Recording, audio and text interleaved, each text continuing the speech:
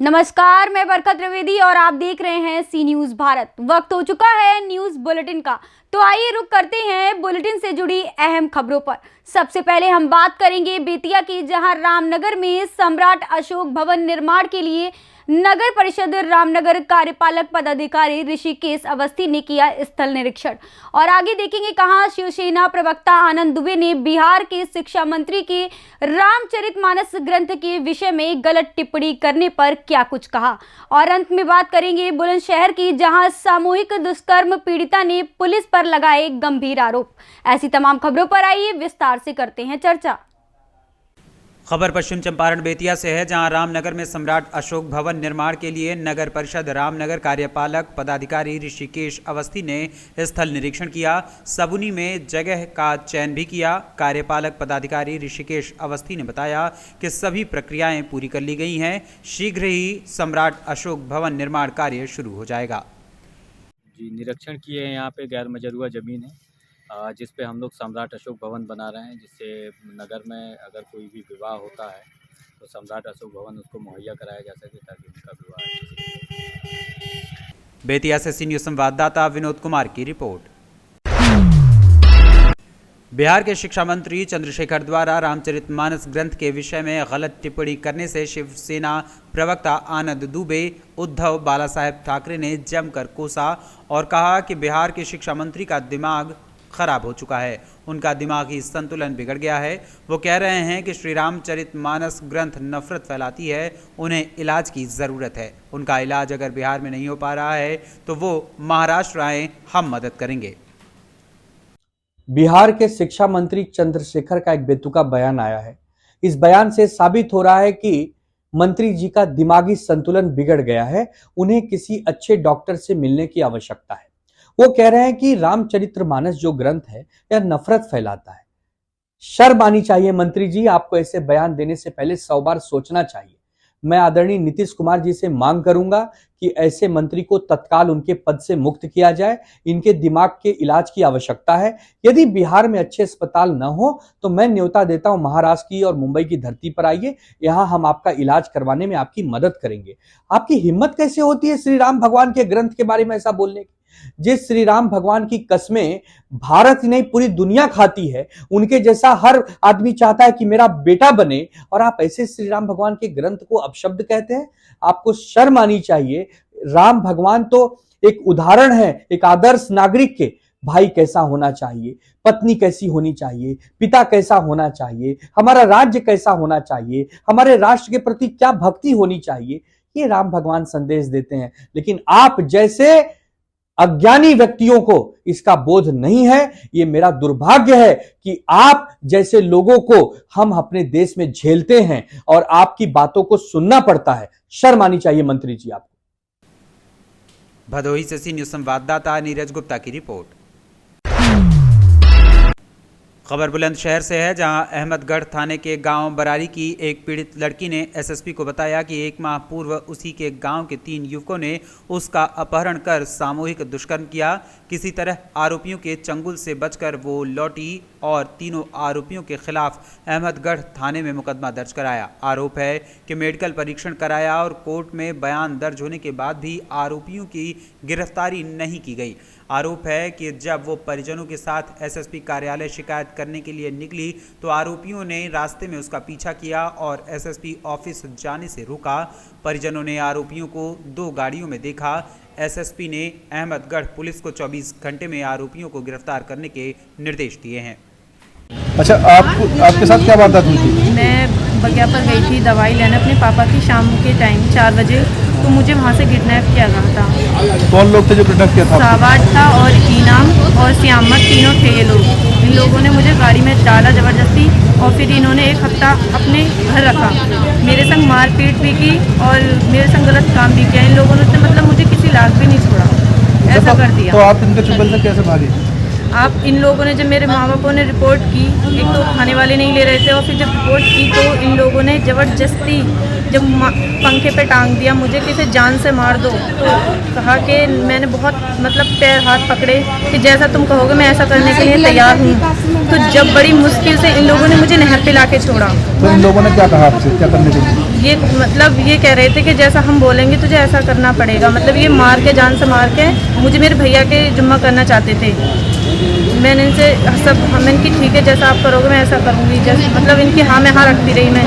फिर खाने वालों ने भी मतलब मारपीट की मेरे संग खाने में लाकर, और इन लोगों ने भी मारा कि जैसा हम कहेंगे ऐसा ही करेगी। तो इन लोगों ने भी यही कहा था मुझसे। खाने वालों ने कब पीटा आपको? यूं ही कि जने कि तुम जैसा मतलब जो है वो सच है, जो वो नहीं बोलोगी, मतलब जो हम कहेंगे वो बोलोगी तुम। आप एसएसपी ऑफिस आई हैं, क्यों आई हैं? आई लड़की अगवा कर ली पिछली 13 तारीख को, और 10 दिन में लड़की 9 दिन में छोड़ी, 9 दिन में छोड़ के नहर की नदी पे, और फिर घर आकर फ़ोन करा दूसरे दिन कि लड़की चमार के संग भाग गई। हाँ, और फिर हम थाने गए तो जाके आप गया सबसे पहले, मेरा भांजा तो गया इस गली को और आप गया इस गली को। रोनिया डर के मारे छत पे से कूद गई कि ये फिर आगे मुझे पकड़ने को छोड़ा छाड़ी। हाँ, और अब यूँ कह रहा है कि लड़की मजदूरी करने गई, मेरी मजदूरी करने गई। 7 लड़कियाँ आज दिन तक एक ने मजदूरी ना करी, मजदूरी करने गई। मेरी बच्ची में इज्जत में दाग लगा दिए, मट्टी खराब कर दी, 3 लाख ना छोड़ी। कौन लोग कह रहे थे कि मजदूरी करने गई? हाँ, वो सौआ, वो श्यामत कह रहा है, और ये शाहबाज और ये इनाम। ये कौन आरोपी थे जो लड़की आपकी अगवा करी थी जिन्होंने? इन्होंने ये शाहबाज है, इनाम है और श्यामत है। तो पुलिस ने क्या कार्रवाई की? और आप ही यूँ कह रहे ये गड़बड़ी करी कि और दरामद करी लड़की, तो यूँ कह रहे पुलिस ने मार के बोले न कि हमारे दोस्तों का नाम ले, जो हम कहेंगे वो करेगी। ये न्योच इस दूधगी पे छोड़ी, हाथ जोड़े, पाँव पकड़े, कुछ नहीं कहूँगी, घर जाकर भी ना कहूँगी, घर ही ना जाऊँगी, नहर में गिर जाऊँगी। इस बूदगी पे छोड़ी रोनिया इन्होंने, और जो कही इन्होंने कहलवाई, न्यों कहलवा रहे आप गई मैं तो आप गई हूँ। तो ये किसने कहा? वो पुलिस ने? श्यामद ने प्रधान के भैया ने। पुलिस ने कहा? पुलिस से इन्होंने कहा आप गई है, आपका ही नाम लगाया इनने, आपका ही नाम लगाया। तो फिर ये बच्ची आपको कैसे मिली? आपको ऐसे मिली कि जब रात को फ़ोन आया उनके पास, इमरान खां के पास फ़ोन आया, उन्होंने कही कि लड़की चमार के संग भागी है, जो कभी हमने गांव भी नाम ना सुना टहना में, और ये छोड़ के आके सवरे साबूत, और फिर इनने फ़ोन करवाया हमारे पास। इनने जब लड़की दरामद हुई, हम गए लड़की लेने के लिए, तो लड़की डर के छत पे से कूद गई से, जब लाए आगे, और हम गाड़ी में, मुझे गाड़ी में से ना उतरन दिया, ना मुझे देखन दिया कौन सा घर है कौन सा ना घर है। आप ही लेके आया, और मेरी लड़कियों को भी उतारगा। 420 कर रहा है मेरे साथ में, इतनी 420 करिए कि कुछ ठिकाना ना। और अब एसएसपी साहब ने क्या बोला है? साल भर यूँ कह दी कि सब जेल जाएंगे जिन के नाम। हाँ, और साल भर पहले इनने मुझसे ये बात कही कि इधर इस रास्ते को ना निकले, कभी कोई मुँह बांध के गाड़ी में डाल के ले जा। श्यामद ने कि लड़की को मुँह बांध के ना ले जा गाँव में, तो मैंने अपनी लड़की से मना कर दी, इधर को मत निकले, वो इधर को निकलने लगी। मुझे क्या पता इनकी साल भर से पहले से इंतजाम हो रहा है, मुझे ना पता ही। मैं तो बहुत ही आदमी, मैंने डर के मारा किसी का नाम ना लिया, मैंने किसी का। एसएसपी साहब ने आपको क्या आश्वासन दिया? अब एसएसपी साहब ने ऑर्डर कर दिया कि उन्हें जेल भेजो जो मुलजिम हैं। हाँ, बुलंदशहर से सीनियर संवाददाता नितिन सिंह राजपूत की रिपोर्ट। एटा में गौवंश के अवशेष मिलने पर हिंदूवादी और भानु संगठन नाराज हो गए हैं। कल अवागढ़ के साई कॉलोनी में गौवंश के अवशेष मिले थे। अवागढ़ पुलिस पर हिंदू संगठन के नेता शुभम हिंदू ने आरोप लगाए थे। कार्यवाही न होने पर अवागढ़ थाने का हिंदू संगठन और भारतीय किसान यूनियन भानु के जिलाध्यक्ष पंकज सिंह ने घेराव किया। घेराव की सूचना पर सीओ राघवेंद्र सिंह राठौर पहुंचे। अवागढ़ सीओ राघवेंद्र सिंह राठौर ने दोनों संगठनों के नेताओं को समझा बुझाकर धरना प्रदर्शन समाप्त कराया। आखिरकार सी न्यूज़ भारत बार बार सवाल पूछ रहा है कि योगी सरकार के प्रशासन से योगी सरकार में गौवंशों की हालत आखिर इतनी दयनीय क्यों बनी हुई है। एटा से सी न्यूज़ संवाददाता लखन यादव की रिपोर्ट। पलामू के तरहसी प्रखंड के सोनपुरा पंचायत में 14 जनवरी को मकर संक्रांति के शुभ अवसर पर बांसगुरु में लगने वाले मेले की तैयारी पूर्ण कर ली गई है। बांस गुरु समिति के कोर कमेटी के मेंबरों के द्वारा आज 13 जनवरी को बांस गुरु मंदिर परिसर में एक बैठक रखी गई, जिसमें मेले को सुचारू रूप से संचालित करने के लिए विचार विमर्श किया गया। बांस गुरु कोर कमेटी के अध्यक्ष वीरेंद्र सिंह ने कहा कि मेले में आने वाले श्रद्धालु भक्तों को किसी भी तरह की कोई परेशानी न हो, इसके लिए कंट्रोल रूम की व्यवस्था की गई है। जगह जगह पर मेला समिति की तरफ से वॉलंटियर्स रहेंगे जो कि मेले में किसी भी तरह की अनहोनी न हो, इसकी देखरेख करेंगे। मकर संक्रांति मेला 2023 के लिए बांस गुरु झरना में काफ़ी तेज़ी से युद्ध स्तर पर कार्य चल रहा है तैयारी का, जिसमें समिति के तमाम सदस्यगण, पदाधिकारीगण और एवं प्रभारीगण यहाँ पर अपने अपने स्तर से लगे हुए हैं। सभी लोग कल की मेला को तैयारी के लिए अंतिम रूप देने के लिए लगे हुए हैं। कल जो मकर संक्रांति मेला होगा उसमें मुख्य अतिथि पाकी विधानसभा क्षेत्र के माननीय विधायक शशिभूषण मेहता जी रहेंगे। मकर संक्रांति के शुभ अवसर पे लगातार 2000 ईस्वी से लगने वाला बांस गुरु के पावन धरती पे सोनपुरा के नदी किनारे जो मनोरम स्थल है, जहाँ पे झरना के पानी से लोगों का कल्याण होता है, सर्व मनोकामना पूर्ण होती है, वहाँ पे भव्य मेला कोरोना काल के बाद 2 वर्षों के बाद भव्य मेला की तैयारी हमारे समिति के द्वारा और यहाँ के वॉलंटियर्स के द्वारा, यहाँ के लोगों के द्वारा भव्य मेला का आयोजन किया गया है। 14 जनवरी 2023 को यहाँ पे भव्य मेला लगाया जाएगा और यह मेला की तैयारी पूर्ण कर ली गई है, जिसमें बहुत सारे लोगों को प्रभार दिया गया है। कंट्रोल रूम की व्यवस्था की गई है ताकि आने वाले श्रद्धालु को किसी प्रकार की दिक्कत और कष्ट नहीं सहना पड़े। लोगों का यहाँ पे स्वागत है। इस कार्यक्रम में हमारे समिति के अध्यक्ष वीरेंद्र सिंह जी, उपाध्यक्ष संजय कुमार जी, सचिव मैं खुद हूँ और उप सचिव शशिभूषण जी, विपिन बिहारी जी, कोषाध्यक्ष डॉक्टर रंजीत जी, उप कोषाध्यक्ष संयोजक अजय कुमार सिंह जी, परमेश्वर साहू जी, संचालक मीडिया प्रभारी प्रवेश कुमार जी और इसके साथ साथ हमारे बहुत से साथी इस कार्यक्रम को भव्य रूप दे। पलामू झारखंड से सीनियर संवाददाता सत्येंद्र कुमार विश्वकर्मा की रिपोर्ट। खबर आगरा से है, जहां डिप्टी सीएम केशव प्रसाद मौर्य विकासखंड बरौली के ग्राम पंचायत बमरौली कटारा पहुंचे, जहां डिप्टी सीएम ने सर्वप्रथम पंचायत घर का उद्घाटन किया और ग्राम की सफाई के लिए ई रिक्शा लगाई गई, जिसको हरी झंडी दिखाकर उन्होंने रवाना किया। ग्राम चौपाल कार्यक्रम के दौरान भी उन्होंने प्रदर्शनी का निरीक्षण किया। डिप्टी सीएम केशव प्रसाद मौर्य ने प्रदेश सरकार की महत्वपूर्ण योजनाओं से लोगों को अवगत कराया। आगरा से सीनियर संवाददाता अनुज उपाध्याय की रिपोर्ट।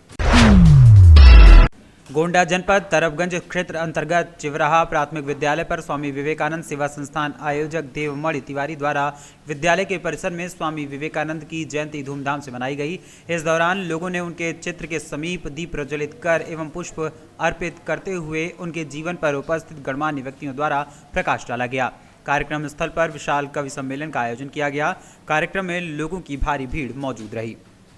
हमारे इस भारत के युग मनीषी पूज्य स्वामी विवेकानंद जी की जयंती जन्मोत्सव है और आज इस कार्यक्रम को लेकर के मैं चिवराहा ग्राम सभा में मेरा आगमन हुआ है।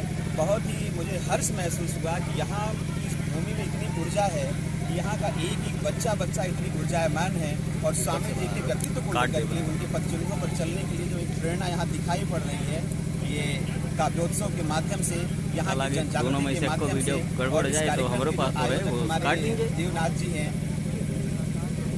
देवमणि तिवारी जी, इनका जो एक व्यक्तित्व यहाँ पर दिखाई पड़ा, निश्चित तौर पर इस भूमि से एक ऐसा संदेश जाने वाला है जो आने वाले कल के समय में भारत को विश्व गुरु के रूप में प्रतिबिंबित करेगा। विवेकानंद की तरफ से आगे जाइए, देश विदेश में जाइए और मैं चैलेंज के साथ इस चैनल को बता रहा हूँ, न मुझे शासन एक पैसा देता है, न मुझे यहाँ के बड़े नेता और नगरीय मंत्री मनिस्टर चवन्नी देते हैं। मैंने यहाँ पे स्वामी विवेकानंद की प्रतिमा लगाने की बात की थी, प्रतिमा 5 साल से अयोध्या में रखी है, लेकिन गांव में कुछ ऐसी राजनीतिक तत्वें आई कि मैं उस प्रतिमा को नहीं लगा पाया, तो मैंने सम किया। शासन प्रशासन से क्या आग्रह करना चाहते हैं जी, शासन प्रशासन से क्या आग्रह करना चाहते हैं? शासन प्रशासन से मैं आग्रह करना चाहता हूँ, मुझे कुछ नहीं चाहिए।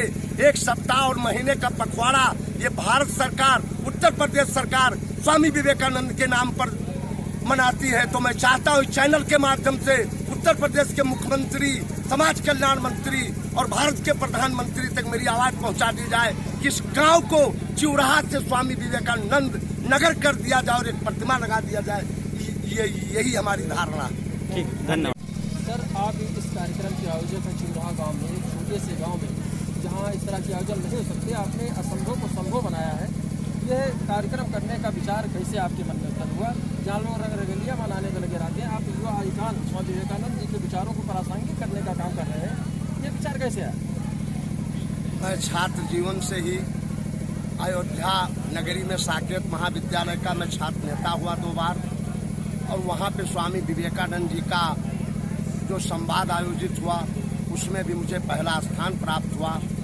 तो मैंने कहा कि पूर्वांचल के 17,000 के स्टूडेंट के महाविद्यालय में जब इतने बड़े व्याख्यान में मुझे पहला स्थान मिला, तो मेरे जीवन के आराध्य और मेरे पूज्य Swami Vivekananda ji icon of the world होंगे, और मैं जब तक उनकी ये जीवन रहेगी, मैंने गांव में आके तपस्या समझ लीजिए या कुछ भी समझ लीजिए, मैंने एक आह्वान किया, और आह्वान के साथ साथ मैंने कहा जब तक मेरा जीवन रहेगा, मैं MP MLA तो नहीं बन सकता, मैं उनकी चाटकारिता तो नहीं कर सकता, लेकिन मैं स्वामी विवेकानंद की चाटकारिता और उनके यश और गान में मैं अपने पूरे जीवन को समर्पित कर दूंगा। जब तक मैं जिंदा रहूंगा, चाहे यहाँ 5 व्यक्ति आएगा, चाहे 500 आएगा, जो भी कोई आवे, जब तक मुझसे हो सकेगा टूटा फूटा सम्मान, अतिथियों का प्यार आशीर्वाद करता रहूंगा। गोंडा से सी न्यूज संवाददाता इंद्रेश की रिपोर्ट। खबर पीलीभीत से है, जहां खटीमा कोतवाली के अंतर्गत यूपी उत्तराखंड की सीमा पर स्थित 17 पुलिस चौकी क्षेत्र नौसर गांव के एक पीड़ित पक्ष ने जमीनी विवाद में चौकी प्रभारी पर मारपीट और बदसलूकी करने का गंभीर आरोप लगाते हुए पुलिस चौकी परिसर में धरने पर वो बैठ गए तथा पुलिस के खिलाफ नारेबाजी की। वहीं धरने पर बैठे आक्रोशित पीड़ित पक्ष, ग्रामीणों तथा ग्राम प्रधानों ने चौकी प्रभारी को बर्खास्त करने, पीड़ित पक्ष के थाने में बंद बुजुर्ग व्यक्ति को छोड़ने तथा पीड़ित पक्ष के साथ न्याय की मांग की। आपको बता दें कि जमीनी विवाद में सूचना पर ग्राम नौसर निवासी हलीम मोहम्मद पुत्र पीर मोहम्मद के घर चौकी प्रभारी पुलिस बल के साथ मौके पर पहुंच गए, जहां पीड़ित पक्ष तथा पुलिस में जमकर विवाद हो गया। वहीं पुलिस पीड़ित पक्ष के पीर मोहम्मद को जबरदस्ती थाने ले आई। इस मामले में पीड़ित पक्ष की शाहाना ने बताया कि पुलिस द्वारा उनके घर पर पहुंचकर मारपीट की गई तथा महिलाओं के साथ बदसलूकी भी की गई और पुलिस जबरदस्ती उनके पिता को मारते पीटते थाने ले गई। पुलिस वाले हमारे घर में घुसे, 2 लोग ऐसे मुंह कर बांध के, हमें समझ में नहीं आया कि ये कौन है। आए और मेरे पापा को एक ने यहाँ से दाढ़ी से ऐसे पकड़े और एक कॉलर से पकड़ के खींच के ले जाने लगे। मैं पूछी कि क्यों ले जा रहे हैं, आप लोग हैं कौन? तो फिर उनका मुंह खुल गया, तो हमें समझ में आया कि ये पुलिस वाले हैं, पुलिस किसे आए हुए हैं। फिर उन्होंने संदीप पुलगवाल मुझे यहाँ से पकड़ के अब मुझे ऐसे धक्का दे दिया। उसके बाद से फिर मैं आई, मैं बोली किस जुर्म में आप लेके जा रहे हैं, मेरे पापा का जुर्म क्या है ये बता दीजिए, आप ऐसे किसी के घर में घुस के नहीं ले जा सकते। बोल रहे हैं कि पुलिस चौकी में ले जाके बताऊंगा, यहाँ पे कुछ नहीं बताऊंगा। और वो पूरा ड्रिंक किए हुए थे और ऐसे वो फिर मारा पीटी भी ऐसे कर रहे थे जैसे लग रहा है वो अपना गुस्सा निकाल रहे, पुलिस वाले नहीं है। फिर मैं दोबारा से उठी और उनको मतलब पकड़ने की कोशिश की अपने पापा को, तो संदीप पुलगवाल मुझे लात से मारे, पेट में भी चोट लगा, यहाँ भी। उसके बाद उन्होंने दोनों हाथ से मेरे ऐसे बाल पकड़ के खींचे, उसके बाद से यहाँ से भी पकड़ के फेंक दिया। उसके बाद से फिर जब मैं उनके हाथ पकड़ ली तो उन्होंने पूरा मेरा हाथ मोड़ दिया। उसके बाद से बोले कि जो कोई मेरा कुछ नहीं कर सकता, हटो। मैं कही कि नहीं ले जाने दूंगी, आप किस जुर्म में लेके जा रहे हैं। मैं चाहती हूँ कि अगर कानून है तो इन पे कार्रवाई हो। पहले तो मैं धन्यवाद करना चाहूँगा प्रेस के साथियों का, जो प्रमुखता से आप इस खबर को उठा रहे हैं। और साथ ही सोशल मीडिया पर जो हम लोगों ने देखा, एक वीडियो काफ़ी देर से वायरल हो रहा था, जिसमें साफ साफ चौकी इंचार्ज 17 मिल जो है एक बुजुर्ग को जो है घसीटते हुए पीटते हुए नजर आ रहे हैं। वो साफ दिख रहा है बाकी जब जानकारी ली तो लोग कह रहे हैं, जैसे बता रही है कि पुलिस ये जो है कि जमीन का मामला था। मैं कहना चाहता हूँ कि पुलिस को भाई जमीन का मामला था तो आपका क्या काम था? आपका काम है शांति व्यवस्थाओं को बनाना। पुलिस का काम है जो है मित्र धर्म को, मित्र पुलिस कहा जाता है, मित्र धर्म को निभाना, आपसी सामंजस्य बनाना, ना कि किसी के घर में जाके मारपीट करना। यदि राजस्व का मामला था, भाई आप घर पे क्यों गए, किस बेस पे आप घर गए, कौन सा नोटिस मिला था जिसके आधार पर गए?